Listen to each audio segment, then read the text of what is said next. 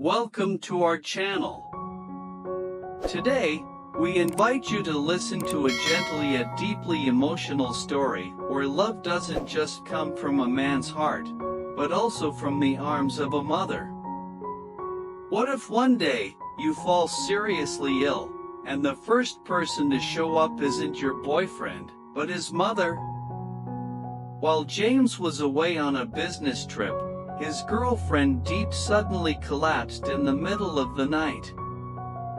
Feeling helpless, James turned to the one person he could trust, his mother, a woman who had once been uncertain about their relationship.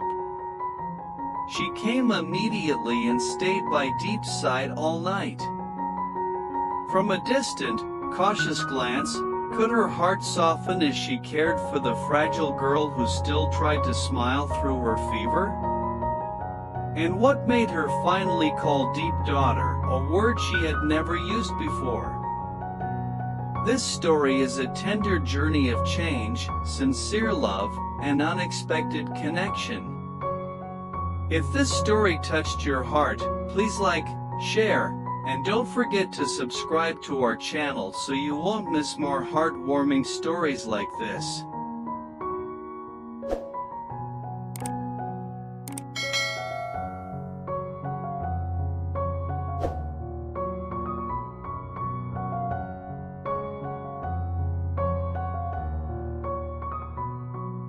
It was late at night. In a cold hotel room in the heart of Tokyo, James was still buried in reports and a packed meeting schedule. Suddenly, his phone lit up. A call from the neighbor living next door to Diep's apartment.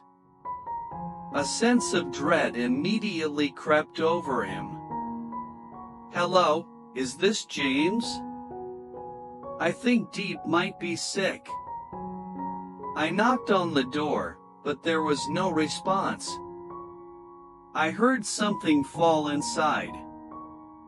"I'm worried, so I called you." At that moment, James felt like his heart was being squeezed. He jumped up from his desk and began pacing the room, hands trembling as he called Diep. No answer. He called again and again, still just endless ringing. Sweat formed on his forehead, even with the air conditioner on. James was panicking. He checked for flights back, but the earliest one wasn't until the next morning. In his mind, there was only one person he could trust now, his mother. He quickly dialed her number, his voice tight with urgency. "Mom! I'm in Japan right now, but Diep, she might be seriously sick. I can't reach her." The neighbor said there were strange sounds from inside. "I'm really scared." On the other end, a calm, steady voice replied. "Calm down, son. I'll go to her now. Just send me the address. Focus on your work, I've got this." James collapsed onto the bed, burying his head in his hands. He knew his mother was a strict and principled woman. She had been cautious about Diep. This simple, down-to-earth girl wasn't the glamorous, high-society type she had pictured for her son. But now, all he could do was pray that his mother would be willing to help the woman he loved.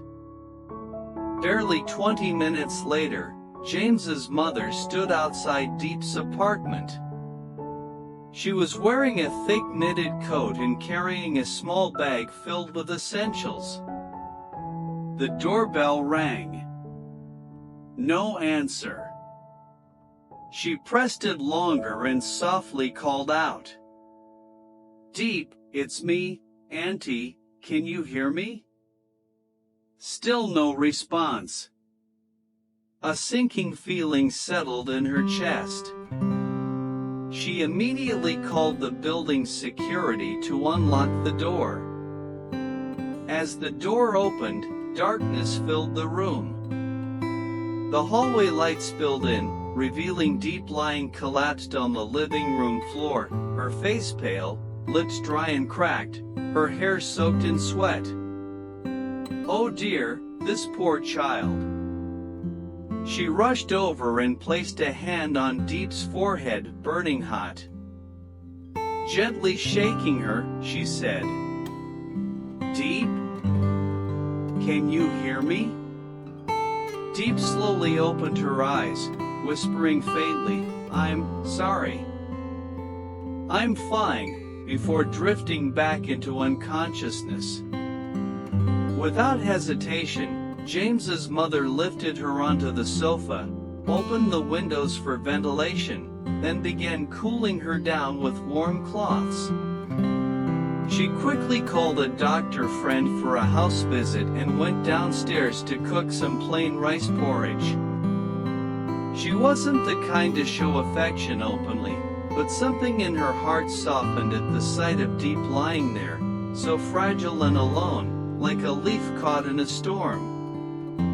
She muttered to herself, "This girl, living alone while being this weak, and James is always away, really now." She didn't say it aloud, but the rigid thoughts she once held about Diep started to shift. This girl, no makeup, no fancy dresses, somehow made her strong-willed son vulnerable, worried, and desperate. And now, it was she, the once skeptical mother, who was tending to this girl as if she were her own daughter. In that quiet moment, under the dim nightlight, no words were needed. A silent seed of affection had been planted, like a sprout quietly reaching for the light in the chill of the night.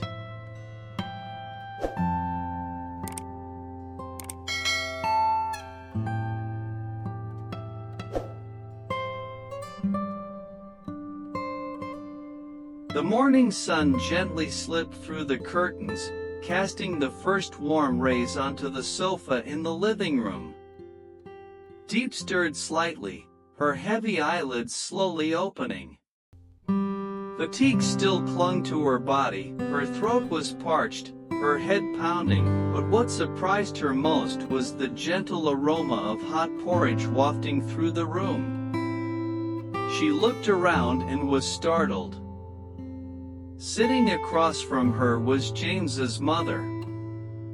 She was quietly peeling an apple, eyes focused, her expression calm but softened with subtle concern. "Auntie, when did you get here?" Diep asked softly, her voice still weak. "Since the moment you needed someone." The older woman looked up at Diep, her eyes reflecting both worry and a newfound tenderness. "James asked me to come over. He said you passed out. Don't try to get up. Let me bring the porridge." Diep looked flustered, her cheeks flushing with embarrassment. She had never imagined herself being sick in front of James's mother, much less being cared for like this. She murmured, "I'm sorry for troubling you." James's mother simply smiled, saying nothing. She brought the bowl of porridge over, gently blowing on the spoon before offering the first bite to Diep. Hesitating for a second, Diep finally opened her mouth. Just one spoonful, yet it warmed her all the way to her chest. Not just from the heat, but from the unexpected kindness. Once the porridge was finished, silence settled over the room. Then, James's mother spoke, her voice calm and warm. "James used to get sick a lot as a kid, but he was stubborn. One time he had a high fever and still insisted on playing soccer. I had to hide his cleats just to keep him in bed. Diep chuckled softly, her voice raspy. He's still like that now, Auntie. Even when tired, he works until 2 or 3 in the morning. I have to keep nagging him to rest. Their eyes met, and in that moment, something shifted. The awkwardness, the formality between them, it began to melt away. In its place was a growing warmth, a quiet understanding. James's mother exhaled deeply before saying, "Honestly, I used to think, maybe you and James weren't a good match. But seeing you now, I realize I was too strict. You're genuine, thoughtful. That matters far more than appearances." Diep was speechless, eyes brimming with tears. She couldn't bring herself to speak, only bowing her head, overwhelmed with gratitude.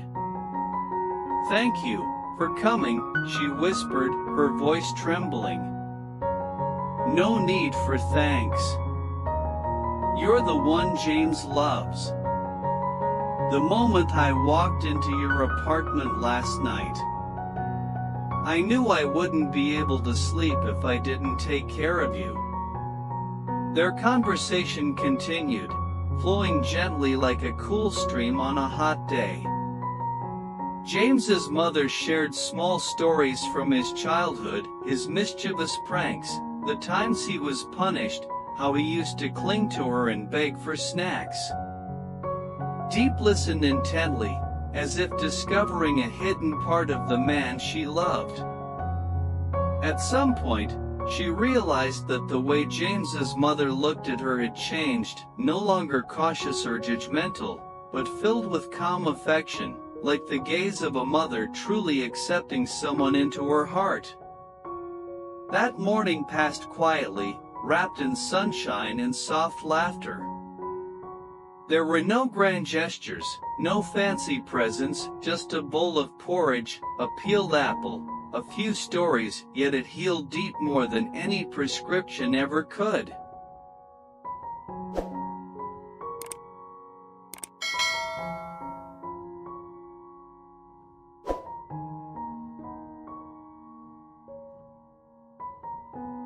The afternoon sun softened as it began to set, casting golden light across the window like a glowing curtain.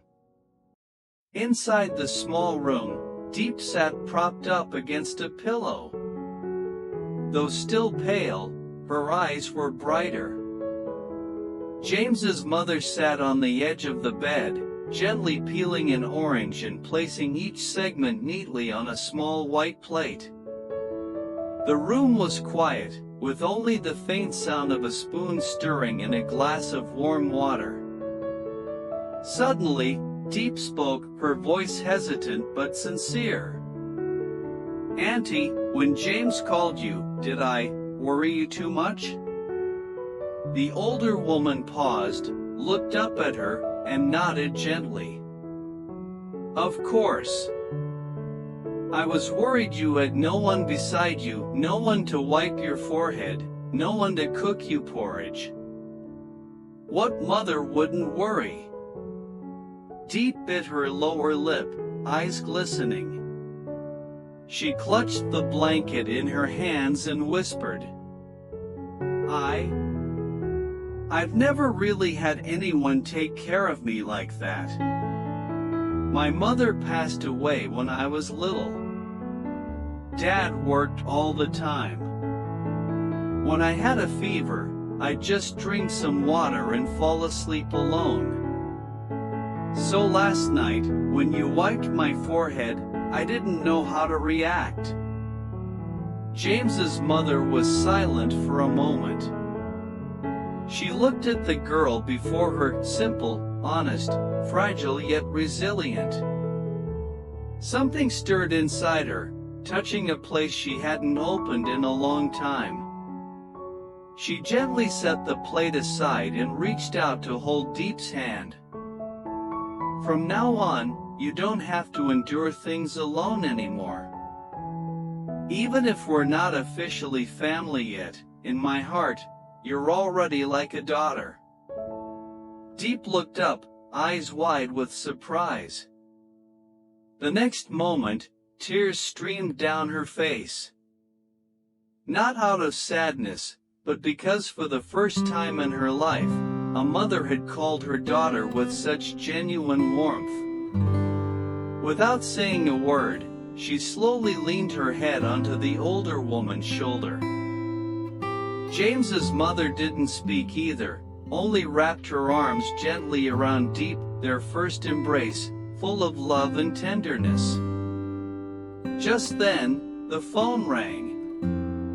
James's mother glanced at the screen and smiled. "It's James." "Please, take the call," Diep whispered, still leaning against her. Holding the phone to her ear, the older woman spoke calmly. "James, don't worry. She's doing well, and she's very brave. I'm taking care of her, just like I would my own daughter." There was a pause on the other end. Then James's voice came through, slightly choked with emotion. "Thank you, Mom, you have no idea how relieved I am." After the call, she turned back to Diep and gently wiped away the tears still on her cheeks, speaking as if giving her a small scolding wrapped in affection. "When you're better, make sure to eat properly. Don't let James worry like this again. He may be stubborn, but he loves you very deeply." Diep nodded, a soft smile blooming on her lips, a smile filled with gratitude, peace, and quiet happiness. That afternoon, there were no grand reunions, no romantic gestures, no bouquets of flowers. But for Diep, lying in the arms of the most important woman in James's life, being called daughter, that was the most precious gift she could ever receive. And perhaps, from that very moment, a new kind of relationship had begun, one not built on titles, but on genuine, wholehearted love.